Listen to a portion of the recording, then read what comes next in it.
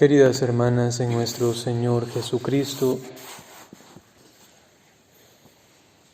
les invito a prestar atención a 3 palabras que se convierten en enseñanza bíblica, pero también nos ayudan a comprender los textos del día de hoy de la liturgia.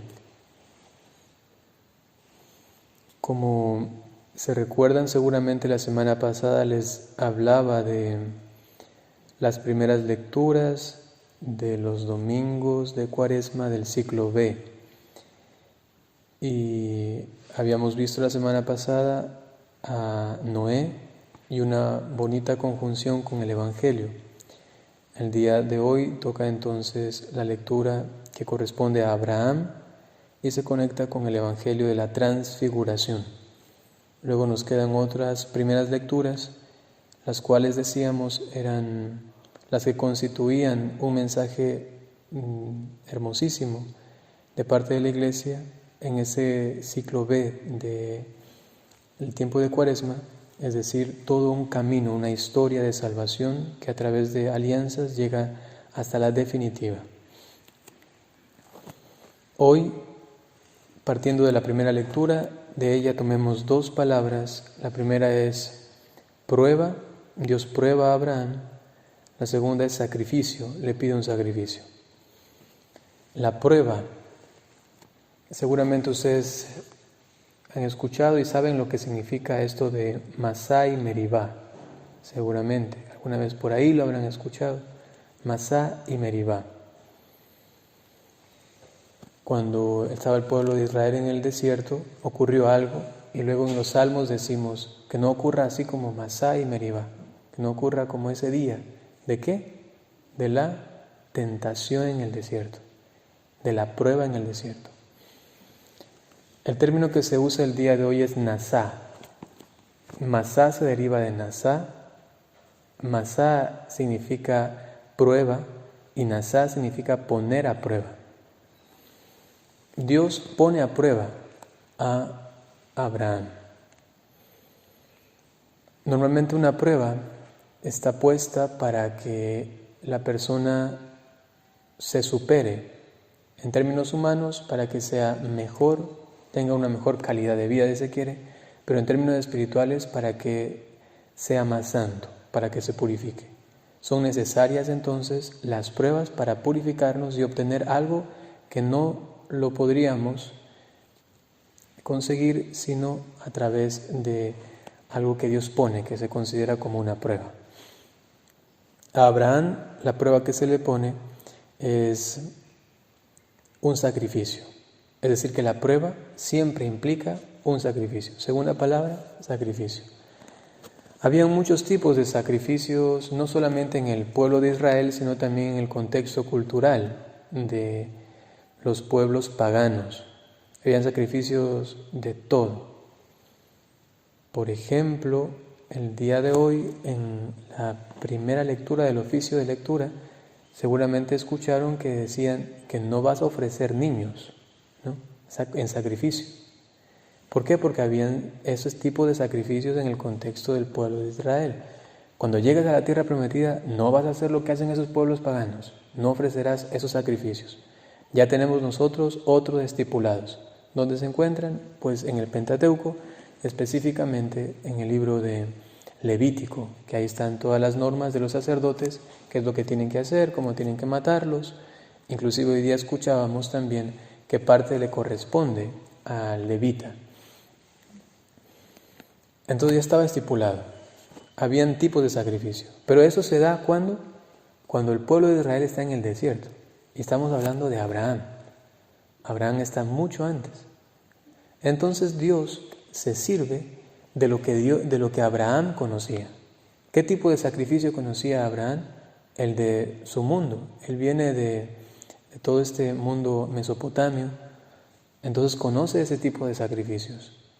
Entonces, ¿qué le dice? Bueno, si bien es cierto, también se sacrifican animalitos en tu contexto. Eso no le dice directamente, pero es lo que nosotros entendemos. Cómo de alguna manera se comunica Dios con Abraham. Bueno, tú no conoces otra forma, sino a través de animales. Listo, está bien. Pero también sé que tú conoces este sacrificio de niños. Bueno, vamos a aplicarlo porque yo sé que tú sabes lo que eso significa. ¿Qué significaba ese sacrificio de niños? A este sacrificio se le conocía primeramente como el sacrificio fundacional. Fundacional significa que a través del sacrificio de un niño, sobre todo del hijo de aquel que va a fundar, se va a construir una ciudad, un pueblo. Recordemos que a Abraham se le cambió el nombre a Abraham, padre de muchos pueblos. Había ya una promesa en su nombre. Luego Dios le dice, si vamos a fundar un nuevo pueblo, tú sabes lo que tienes que hacer. ¿Qué significa? Sacrificar a tu hijo. Porque el fundador tiene que matar a su hijo y ponerlo como piedra de fundación sobre todo el terreno donde va a construirse la nueva ciudad. Y así va a quedar eso segurísimo de que todos los ciudadanos, los pobladores de este lugar, de este reino, si se quiere, sabrán que cada piedrita que está aquí ha costado la vida del hijo del fundador, la vida del hijo del rey. Por eso daban su vida para proteger las ciudades y habían estas guerras tremendas. Tenía mucho que ver también por el amor que se creaba en ellos por ese sacrificio primero. Eso estaba en los mundos paganos, ¿no? Dios le pide entonces un sacrificio y le pide lo más valioso, lo que más le costaba. Y ese era el sentido. Si el rey iba a fundar un pueblo, una nación, tenía que dar de lo que más quería a este Dios para que Dios entonces le multiplique eso que Él ha ofrecido, la vida de su propio hijo. Abraham va hasta el monte Moria y ustedes ya saben el contexto. Dios detiene la mano de Abraham, le toma ya como si hubiese sacrificado a su hijo. Sé que lo hubieses hecho, muy bien, te tomo esto ya como si lo hubieses realizado y lo que te vendría después del sacrificio, yo te lo voy a dar. Serás el padre de muchas naciones. Tenemos entonces prueba, sacrificio. Vamos a la última palabra y luego lo conectamos con realidades ya no temporales pasadas, sino presentes. Vamos con la tercera palabra, está en el Evangelio y dice el texto que Jesucristo se transfiguró. Tercera palabra es transfiguración. Decía yo que a través de la prueba en la cual se ofrece un sacrificio, uno llega a un estado mejor, uno llega como a un nivel superior de santidad, si se quiere así decir. Esto es lo que quiere Dios a través de las pruebas que nos ponen, que repito, requieren sacrificios, es transfigurarnos. Lo que pasó con Jesucristo. Jesucristo, su primera prueba, digamos así, en esta línea temporal, es justamente su humanidad. Es la primera prueba que Él tiene. ¿Y dónde se ve esto claramente expresado? En el desierto. En el desierto está puesta a prueba la humanidad de Jesucristo. No comer ni beber y ser al final tentado por el demonio. Esto es fuerte, ¿no? Fuerte. Se pone a prueba, esto va a requerir un sacrificio. Sacrifica Dios Padre a su propio Hijo. O digamos así, el Hijo sacrificase a sí mismo en su cuerpo, ¿no? Entonces sacrifican de cierta manera como lo más valioso que tiene, porque el Hijo ofrece su propia vida por nosotros. Es decir, que aquí se está creando un nuevo pueblo, es la iglesia justamente. Hay una prueba que requiere un sacrificio, es la vida del Hijo, es el Hijo del fundador, del Rey, que está poniendo como piedra fundacional para un nuevo pueblo. Eso podemos conectarlo inclusive con la piedra angular que se habla también, sobre todo en la carta a los Hebreos, me parece que también San Pablo.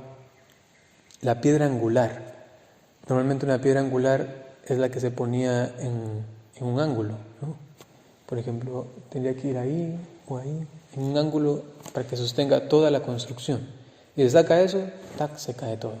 O han visto seguramente estos ángulos que son, estos semicírculos que son así. Entonces la piedra del medio es la que sostiene todo.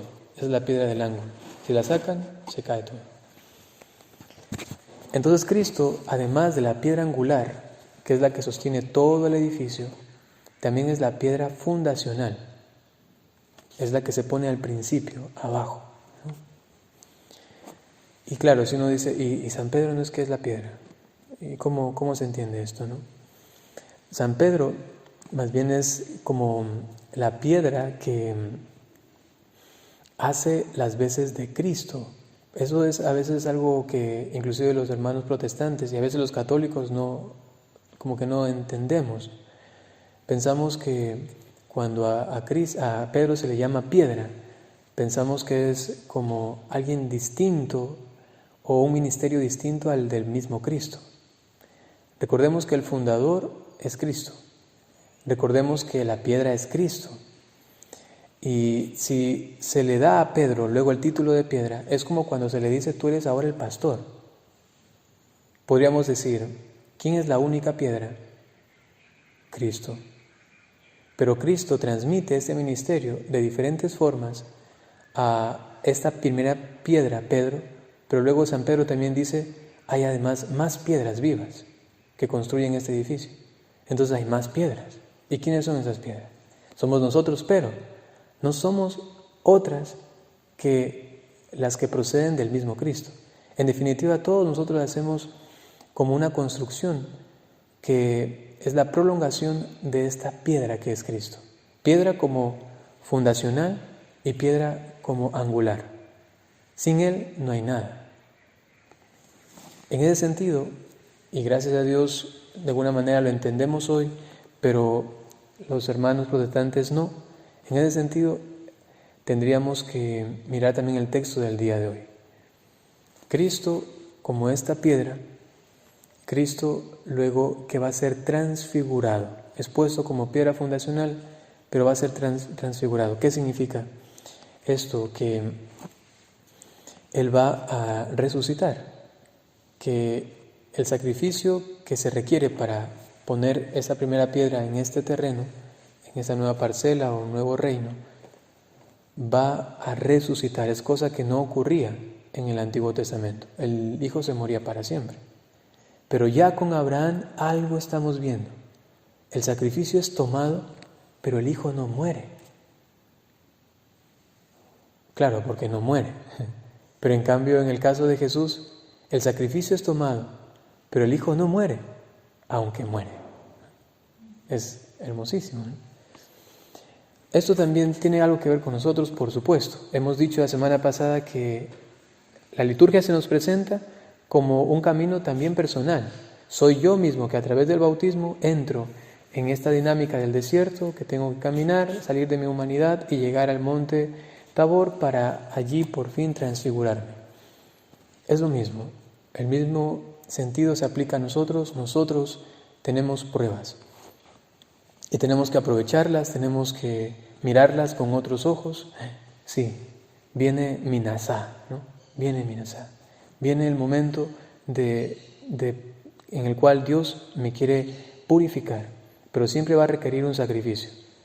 Y normalmente tiene que ser algo que uno ama, algo que uno quiere realmente. Porque en proporción a eso que uno ofrece, en esa proporción es lo que Dios va a dar.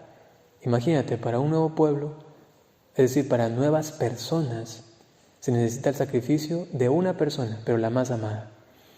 Así a veces dice el Padre Pedro, Dios a veces pide esos sacrificios grandes, fuertes, pero es porque algo grande va a venir. Entonces ofrécelo, dalo, ¿no? Entrégalo. Piensa en tu prueba, piensa en lo que tienes que sacrificar y entrégalo. Lo que no cuesta, eso tendrá algún efecto, sí, pero no será tanto como cuando uno ofrece lo que realmente quiere, ama. Y a veces nuestro corazón es tan quisquilloso que ni siquiera ama lo que debería amar, sino que ama otras cosas. Entonces esas cosas también ofrécelas. A veces Ha pasado, me imagino, he escuchado alguna vez que una religiosa estaba encariñadísima, ¿no?, con una cosa de su convento, una cosa. No era una persona, no era alguna cosa, wow, qué cosa tan hermosa, y no, era una cosilla ahí, no la voy a decir, porque luego se pueden sentir aludidas. Alguna cosita había ahí, y hasta ya en la muerte decían que estaba aferrada a eso, ¿no? Ay, yo quería eso, yo quiero esto. Una cosa, puede ser un trapo, puede ser una piedra, puede ser un palo, lo que sea, ¿no? Lo que sea. También pueden pensar ustedes, ¿no?, a qué cosas uno puede estar como encariñado. En la medida de lo que uno ofrece, en esa medida es también la bendición y el grado de santidad que va a recibir de parte de Dios. ¿Por qué todo esto? Porque Dios quiere transfigurarnos, quiere hacernos santos, nos quiere llevar al cielo, nos quiere llevar hasta el monte de la transfiguración. Pidamos a nuestra Madre Santísima, la Virgen María, que nos conceda la gracia de continuar nuestro camino penitencial, de conversión, cuaresmal, y que a través de la prueba que requiere un sacrificio, lleguemos a la transfiguración. Que así sea.